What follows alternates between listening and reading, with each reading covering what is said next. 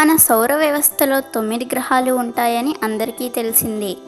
వీటినే నవగ్రహాలు అని వ్యవహరిస్తారు.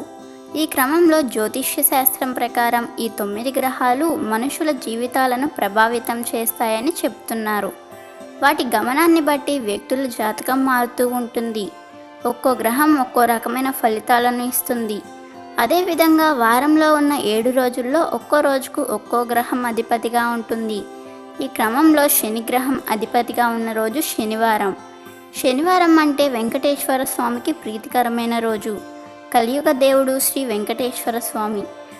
కోరిన కోరికలు తీర్చే కోనేటి రాముడు. ఏడు కొండల్లో వెలిసిన ఆ దేవదేవుని గురించి ఎంత విన్నా ఎంత తెలుసుకున్నా ఇంకా తెలుసుకోవాలని అనిపిస్తుంది.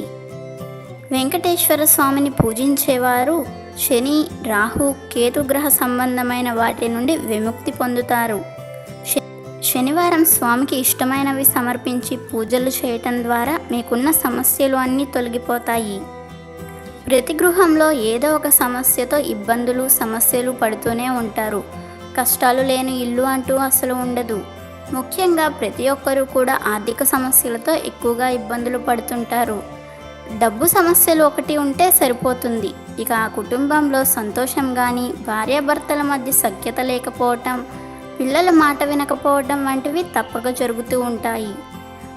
అందువల్ల ఆ కుటుంబంలో మనశ్శాంతి లోపిస్తుంది. ఇటువంటి సమస్యలతో బాధపడేవారు శనివారం వెంకటేశ్వర స్వామిని పూజించి ఈ నైవేద్యాన్ని స్వామికి నివేదిస్తే గృహంలో తలెత్తే ఎటువంటి సమస్యలు అయినా తొలగిపోతాయని పండితులు చెబుతున్నారు.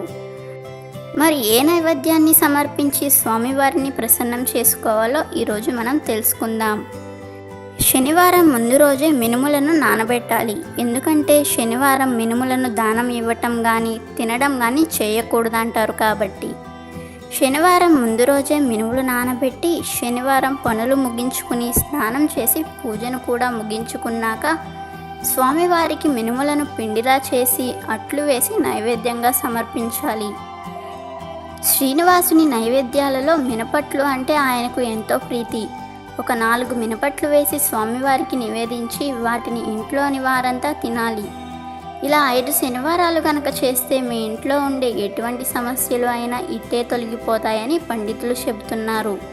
కావున శనివారం ఇప్పుడు చెప్పుకున్న విధంగా వెంకటేశ్వర స్వామిని పూజించి మినపట్లు నివేదించి మీ సమస్యలను తొలగించుకుని మీ కుటుంబంతో సంతోషంగా, హాయిగా, ఆయురారోగ్యాలతో, అష్టైశ్వర్యాలతో సుఖంగా జీవించండి. వీడియో నచ్చితే లైక్ చేయండి, షేర్ చేయండి, బట్ సబ్స్క్రైబ్ చేసుకోవడం మర్చిపోవద్దు.